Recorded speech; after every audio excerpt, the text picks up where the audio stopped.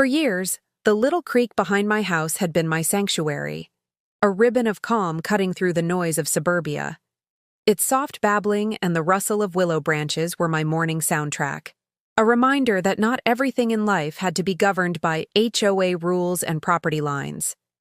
I had bought this home because of that view, the open stretch of green leading down to the water, a piece of nature that felt untouched and deeply personal. Every weekend, I'd sit on the old wooden bench my father built, sipping coffee while watching ducks glide across the shallow current.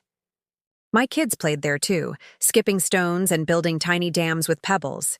It was simple, peaceful, ours. So when I noticed strange orange flags sticking out of the ground one early morning, I assumed they belonged to the utility company. But they weren't near the street. They were planted right by the creek in my yard. Then came the spray paint, bright lines cutting through the grass, marking something. My stomach sank. By evening, the hum of an engine echoed from beyond the fence. When I looked out, a small excavator was parked right by the water's edge. The operator waved like it was just another day's work. But this wasn't their land. It was mine. I didn't know it yet.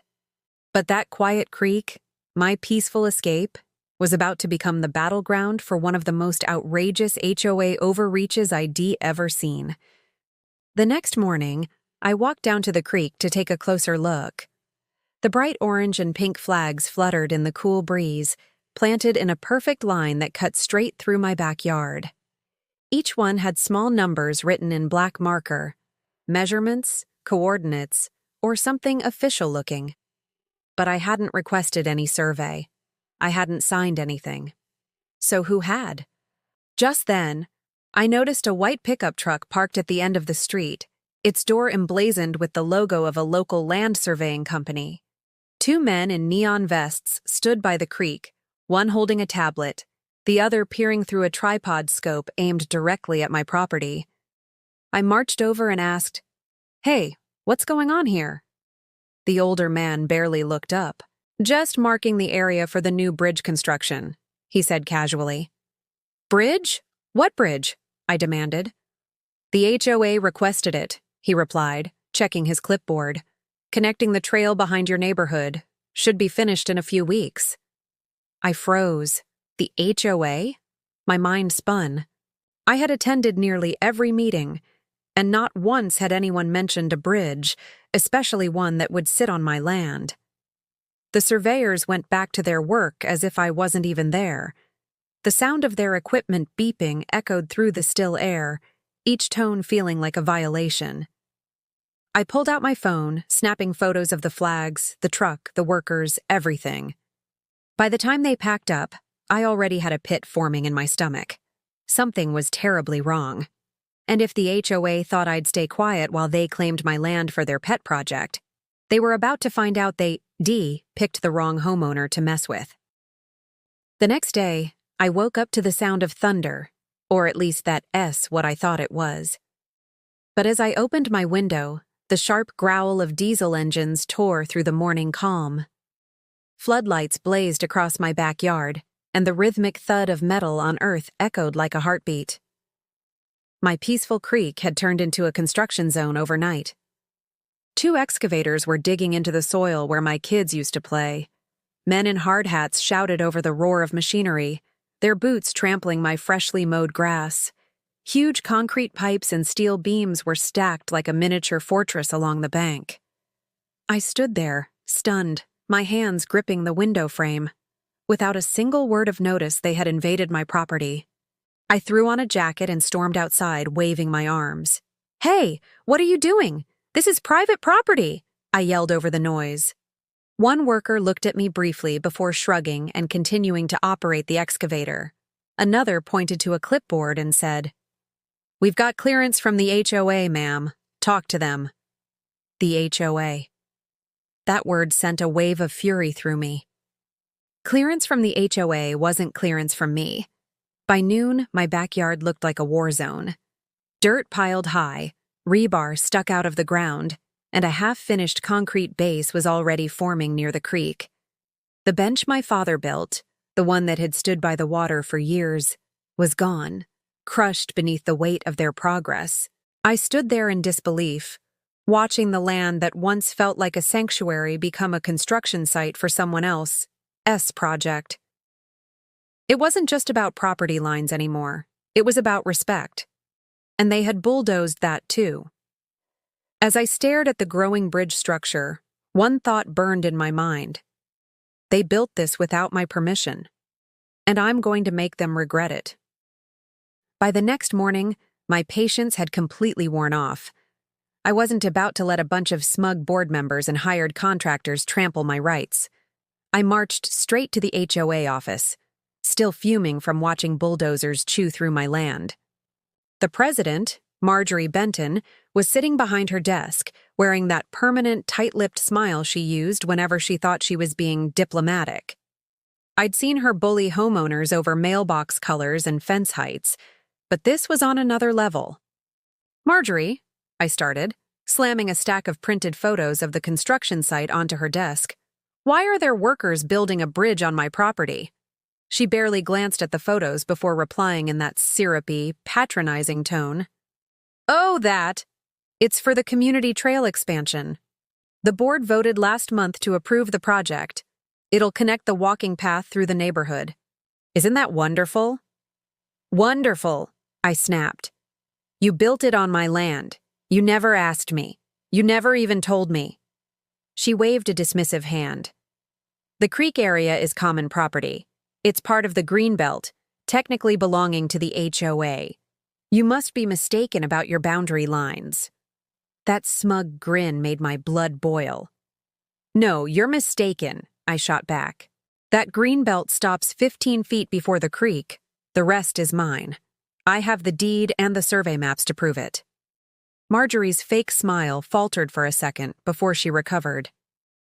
"Well," she said coldly, "if there's a misunderstanding, you can bring it up at the next board meeting. But construction won't stop. The community expects progress." That was it. The moment I realized this wasn't a mistake. It was arrogance. Pure, entitled arrogance. I leaned in, meeting her eyes. "Then you and your community better be ready," I said. "Because if you don't stop that construction, I'll make sure the next thing built on that creek is a lawsuit." I walked out, my heart pounding, my jaw tight. Behind me, I heard her mutter something about uncooperative homeowners, but she had no idea how far I was willing to go. I barely slept that night. Every time I closed my eyes, I saw the excavators tearing up my backyard and heard Marjorie's smug voice echoing in my head. "It's for the community trail." That single phrase replayed like a taunt. By sunrise, I was done being angry. I was ready to fight. I went straight to my filing cabinet and began pulling out every piece of paper tied to my property: the purchase contract, the title, the survey maps, and the old deed from when I first bought the place. Dust flew up as I spread them across the dining table, tracing every line, every measurement. There it was, clear as daylight. The property boundary extended 15 feet past the creek, right where the concrete pillars now stood. The land the HOA had claimed for their community bridge wasn't community land at all. It was mine. To be sure, I called the county records office. After some waiting, a clerk confirmed it in the most satisfying words I'd ever heard.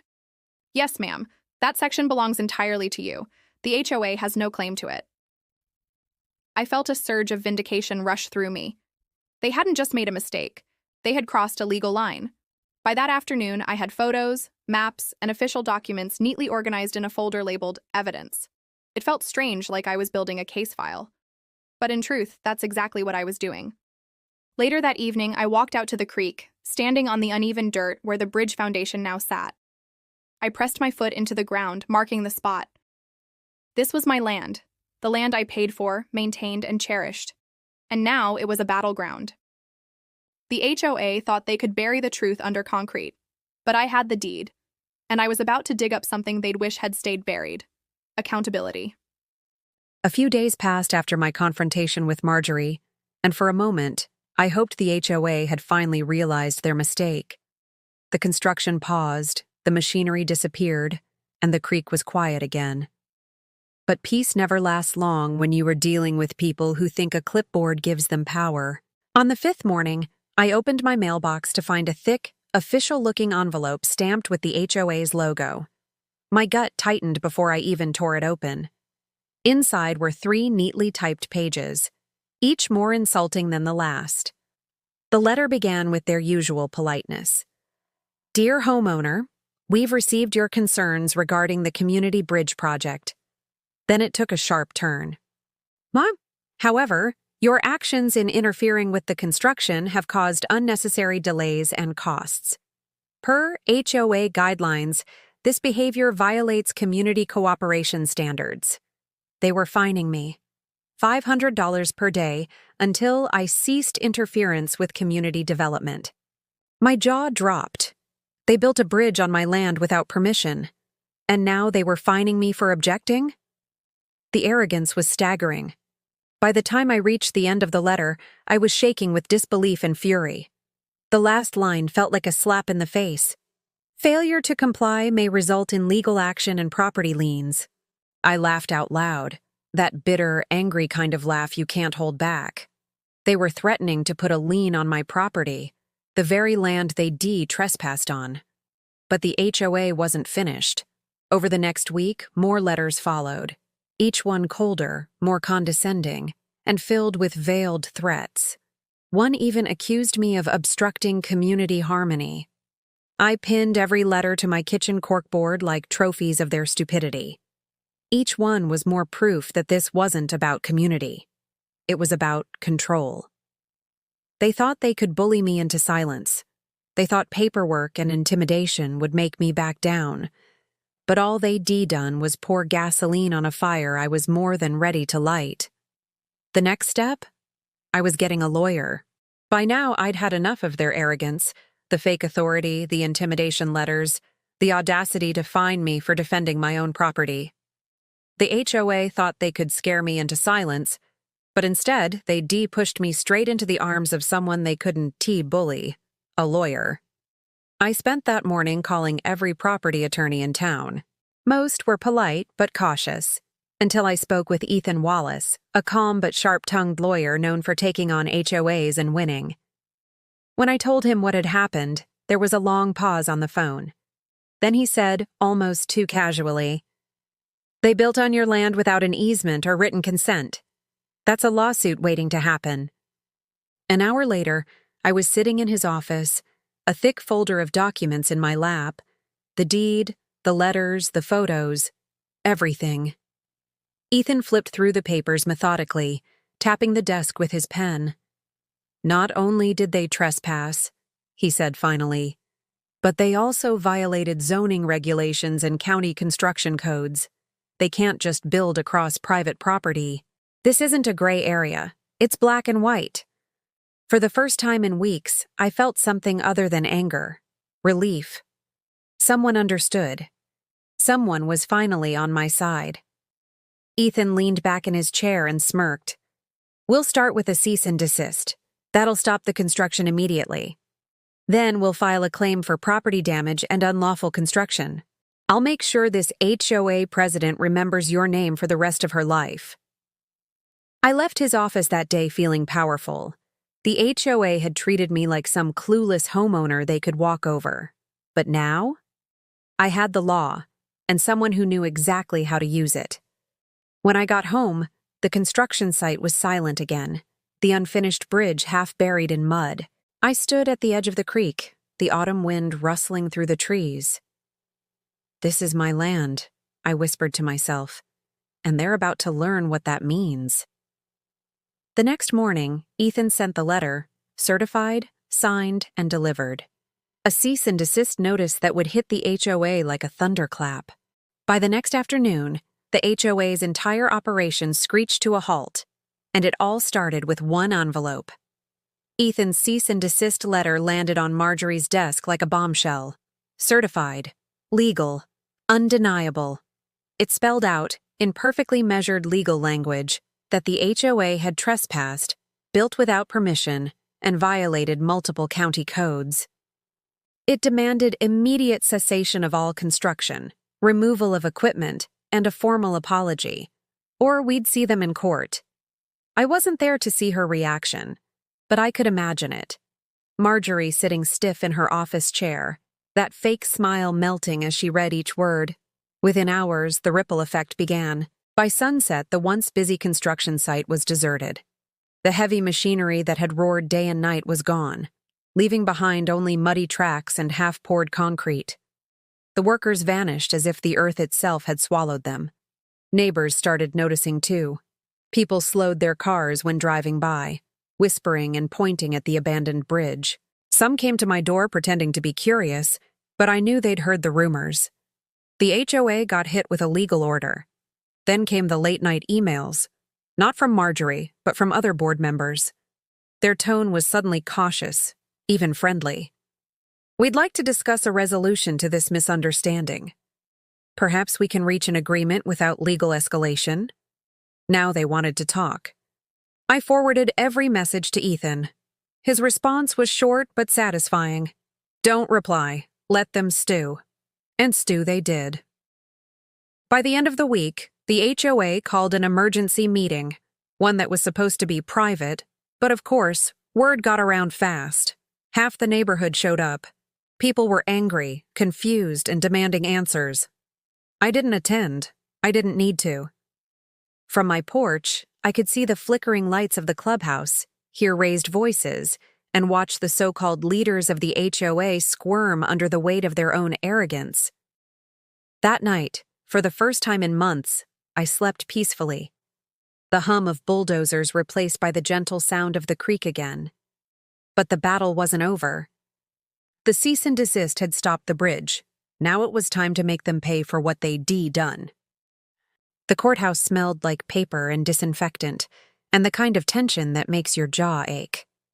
I'd never imagined I'd be standing under fluorescent lights, in front of a judge, arguing over the strip of earth where my children once built pebble dams.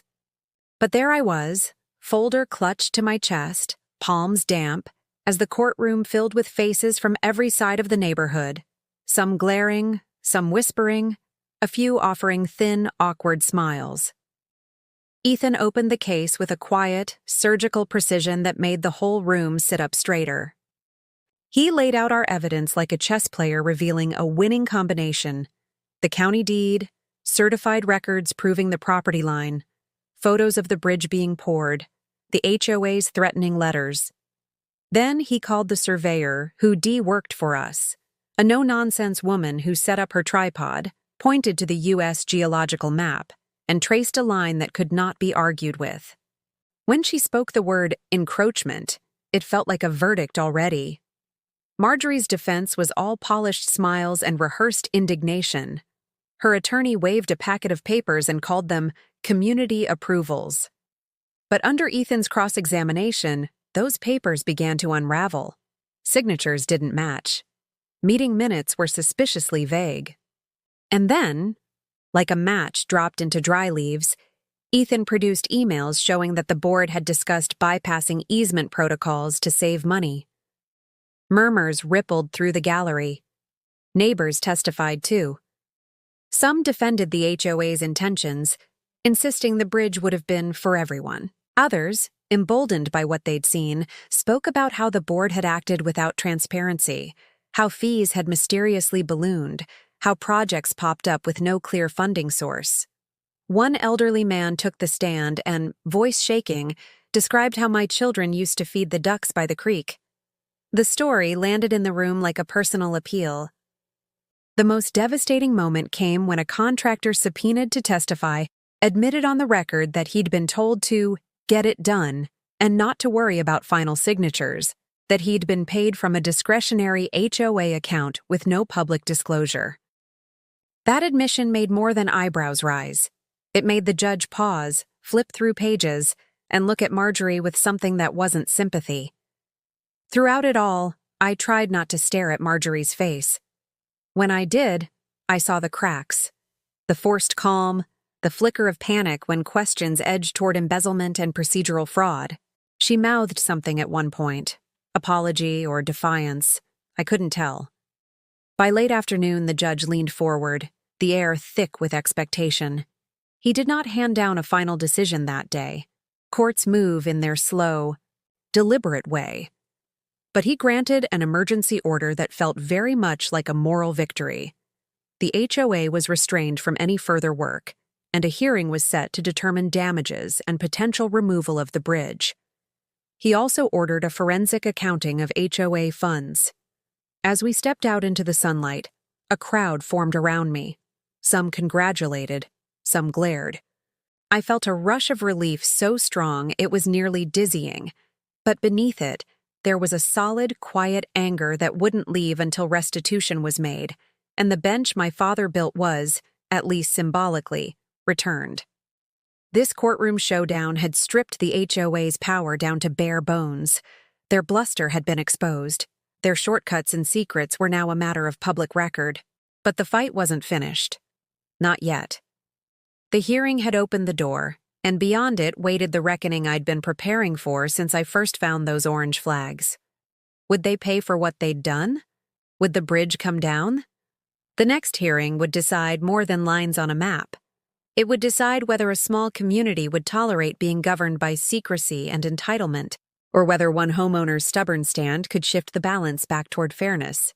The final hearing took place on a gray, drizzling morning, the kind that makes everything feel heavier, quieter, more serious. I stood outside the courthouse steps, clutching a file that had grown thick with months of paperwork, photographs, and proof. This wasn't just about a bridge anymore. It was about principle.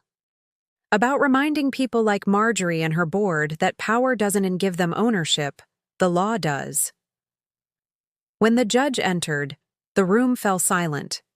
He reviewed the findings of the forensic audit first, and the sound of paper shuffling was the only noise as he read through pages of the HOA's financial irregularities. Then, finally, he looked up and spoke the words that made every hour of stress worth it. This court finds the HOA in violation of property boundaries and unlawful construction on privately owned land. Marjorie visibly deflated. Her lawyer whispered frantically, but there was nothing left to say. The judge ordered the HOA to immediately dismantle the bridge, restore my land to its previous condition, and pay full damages, not just for the destruction of my yard, but also for emotional distress and legal fees. On top of that, the HOA board was required to hold a public vote for a new leadership panel. The arrogance that had ruled the neighborhood was officially dismantled, piece by piece, much like that bridge would soon be. A month later, I stood by the creek as a different crew arrived, this time under my supervision. The same machines that had once violated my land were now carefully removing the slabs of concrete they'd poured without permission. Each crack and crumble felt like justice. The sound of metal against stone was strangely satisfying, like closure echoing through the air. When the last chunk of concrete was lifted away, the creek looked almost like it did before. Calm, natural, mine again.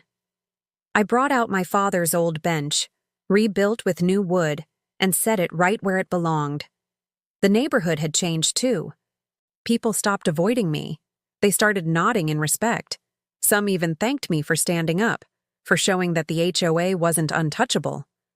As for Marjorie, she resigned quietly, though rumors said she'd been voted out with record numbers. That evening, I sat by the water with a cup of coffee, watching the sunset turn the creek gold.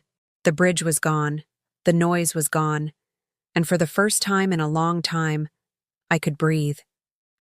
The land beneath my feet felt steady again, like it was reminding me who it belonged to, and I smiled to myself, thinking, they tried to build over me, but I built something stronger, boundaries they'll never cross again.